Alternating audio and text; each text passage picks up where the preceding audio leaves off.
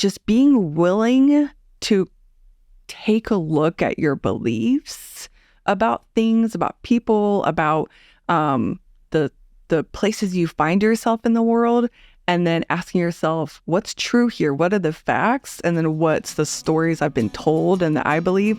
Do I like them? Do I want to keep believing these stories, or do I want to make changes?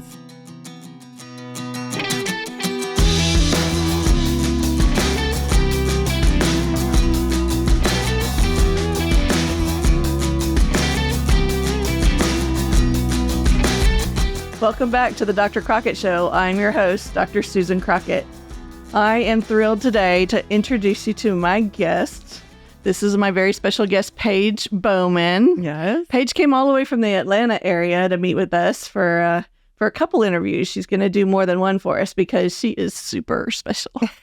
Thank you. Thank you for having me, Dr. Crockett. You're welcome. Let's tell them a little bit about why you're so special to me. Okay. So... we first met after I'd been through a really hard time. Mm-hmm. We met as life coaches in training. Yep, that's right. We went through certification together. Yeah, which was interesting. It was a group of about, 10 or 12 of us that were doing Zoom calls and getting certified. Every week for 6 months. Gosh, was it really that? Mm-hmm. And that was almost 4 years ago. That was over 4 years ago. Oh, gee. That's hard to believe. Mm-hmm. Yeah. The pandemic definitely threw time off, so it also does feel like it's been a lot longer and also not as long. I don't know. Yeah, exactly. Yeah, that's a good point. So then after we finished our certification, I actually thought that I needed to continue life coaching and was looking for somebody, and I asked Paige if we could work together. Mm-hmm. And she said yes. And so even though we certified together, she's been my life coach, and we've met almost every week now for almost 4 years together. Gosh, 4 years together. It's really cool. So I first came to life coaching, a lot of you know, because I've talked about it in some of my other episodes, after an adverse event in my life. And that was the passing of my ex-husband, which was very unexpected. He had a heart attack. And the grief that I had during that time was so terrible, and I didn't want to go through traditional antidepressants and psychotherapy. I was looking for something online, and this was in 2017, so it was before the pandemic. And I found life coaching online, and I started following it and learning how to look at my own thoughts, and really it got me through that grief. And then through that, I thought, this is what my patients need. These are kind of the things that we've been taught to teach our patients about. But and then I decided, why don't I just go get certified? And so then I can really bring that to my patients. And so I'm certified, but Paige is the guru. I'm still the surgeon. I mean, yes, maybe. Tell me a little bit about your practice. Tell them about your practice and what you do. So I have been working with Sue. We've been working together for almost 4 years now, and we work through a lot of things, but mainly with my clients, I focus on weight loss and emotional eating in my field of weight loss or of life coaching. And so I focus on things like how to eat food just for fuels, how I think about it, and not eat food for comfort or when you're feeling anxious or upset, and just making that transition. And for the most part, my clients want to lose weight, but sometimes it's just recognizing that I don't like my relationship with food. I want to change that. And this is something that life coaching is really oh yeah. Right. So if my viewers wanted to find you, where would they find you? I have a website, paigebowman.com. Okay. And then if they're watching this, they probably like something like this kind of format. So I have a podcast, Weight Loss for Life Coaches, because I love helping life coaches. Yeah. Yeah. And we'll put those links below. So let's get into our topic of the day. Okay, let's do it. So when we were thinking about topics that we wanted to bring to the audience, one of the ones that came up in our coaching was this how to love the color orange. Mm-hmm. And it's such a fascinating thing for my brain to watch, for me to watch my brain go through this, that I wanted to tell our listeners the story. So a lot of you are like, what the heck is wrong with the color orange? Some of you may be Tennessee fans, or, what's that new song? I'm wearing Tennessee orange. It's Tennessee orange. Oh. Anyway, we'll put that in the notes too because I love music. I'm wearing Tennessee orange from him. It's sung by a girl who's a Georgia fan, and she's like crossing the line and liking orange. Well, that kind of resonated with me because I'm maroon. I'm an Aggie through and through. And my late husband was also very much an Aggie. In fact, he was head drum major his year. So he bled maroon. There was no orange in our house. And we were married for 22 years. So literally, we were not allowed to have orange in our house. It was such a taboo thing. Mm-hmm. And we got, I was 10 years past that relationship into like a year or two ago. I don't remember when it was in our conversations. And one day I looked around at the colors around me and the flowers in particular, and I thought, I can't have orange flowers in here. How silly is that? Have any of you ever thought that? And I thought, what the heck? I used to love the color orange as a kid. I loved all the colors of the rainbow. I mean, teal, obviously, teal and blue are my jam. Mm-hmm.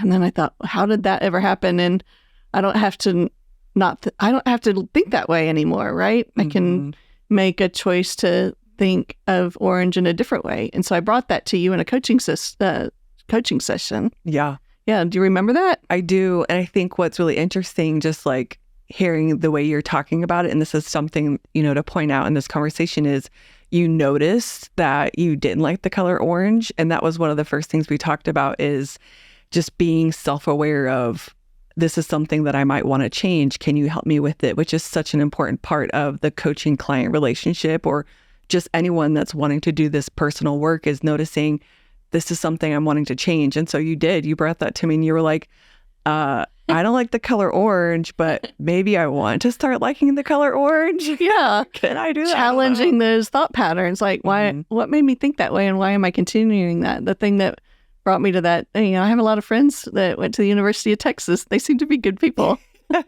But we have those rivalries, and it's really not just about the color orange. It's about challenging our belief systems about being in separate groups or separate people. Right. And so then I started practicing loving the color orange. Mm-hmm. I have an orange cat now. His name's Milo. You do, don't you? Yeah. Yeah. And I bought a really bright orange tie-dye dress, like a long maxi summer dress. And I have some jewelry now that's got like orange beads on it. I started buying orange flowers, and it's still not, hot pink. The hot pink is my accent color, but I actually look at the color orange now, and I don't have that trigger like, oh, that shouldn't be there. There's something different or not right about it anymore. Mm-hmm. And so I think talking about it in this way is a very safe way of addressing biases that we all have about being in separate groups. And I think this is kind of the DEI kind of thing. This is kind of the whole point about not being like, this is my group and that's their group, or the Hatfields or the McCoys or the this religion or that religion. Mm-hmm. Do you think you could talk a little bit more for our listeners about what DEI means and how we could apply these kinds of lessons to those kinds of conversations? Yeah, of course. And just for everyone that's watching or listening, DEI stands for diversity, equity, and inclusion. And the way I understand it is that diversity is this idea that when we're in this group of people, that there are multiple different races or genders or ages that are in this group of people, so it's diverse. Or equity is that when you're in a situation that people of different maybe that have different, for example, handicaps, that have the ability to be as equal as someone without them. So equity, so people are have the chance to be equal. And then inclusivity is in that same group. If you were, for example, to have someone over that is vegan to your house, if you were being inclusive, you would make sure that you have food available for that person to eat who's vegan, so they feel included in this environment you included them in.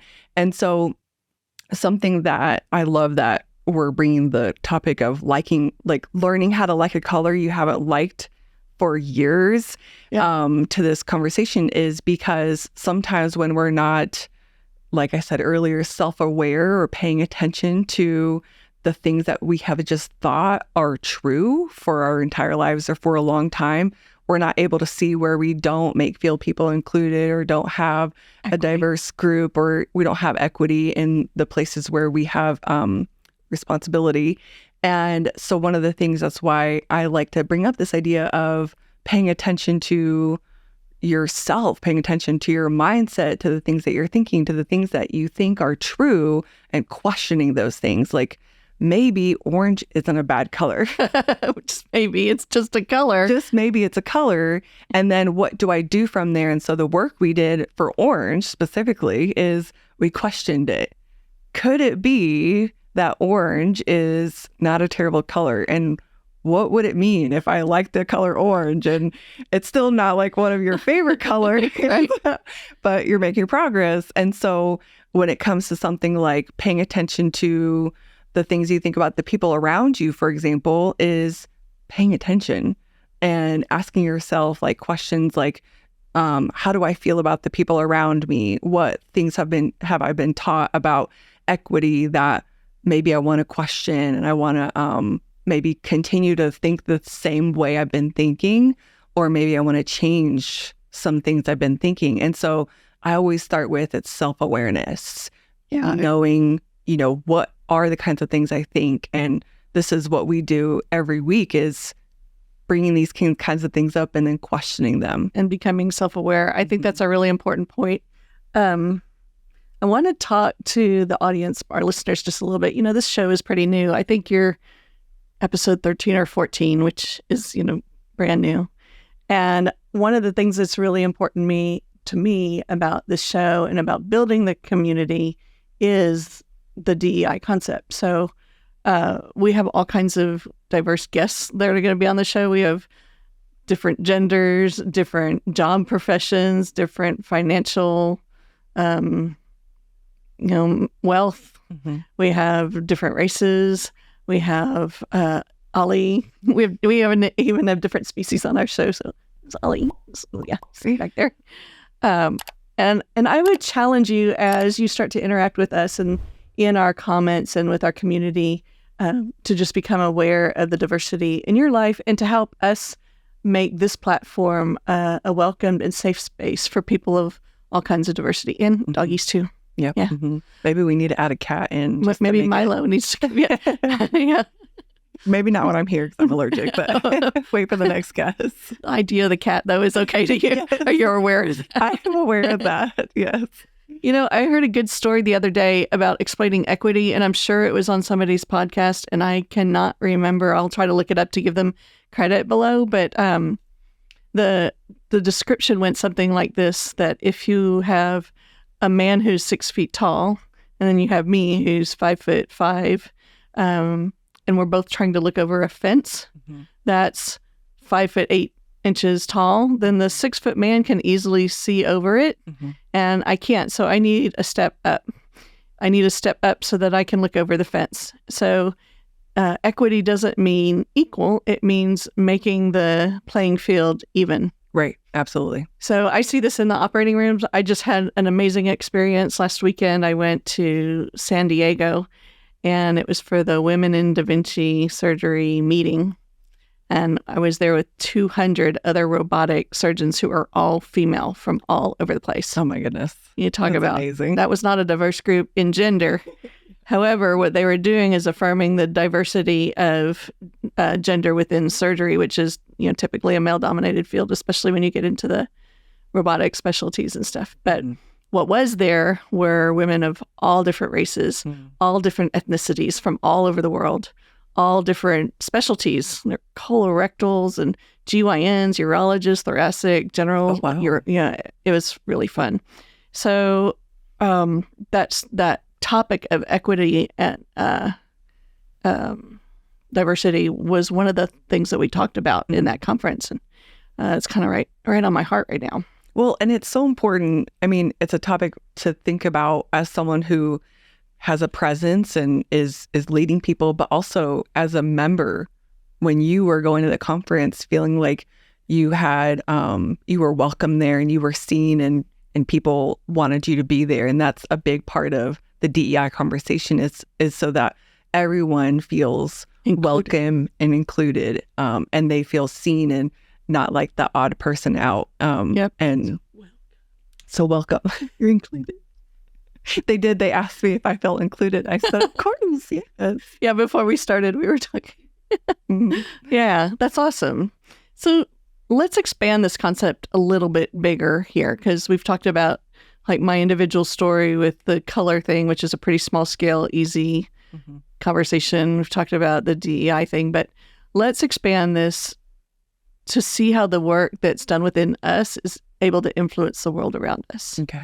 Because that's one of the core values of this show, is that we believe that by transforming ourselves, that's how we transform the world around us. In fact, that's going to be our next conversation. So stay tuned for part 2.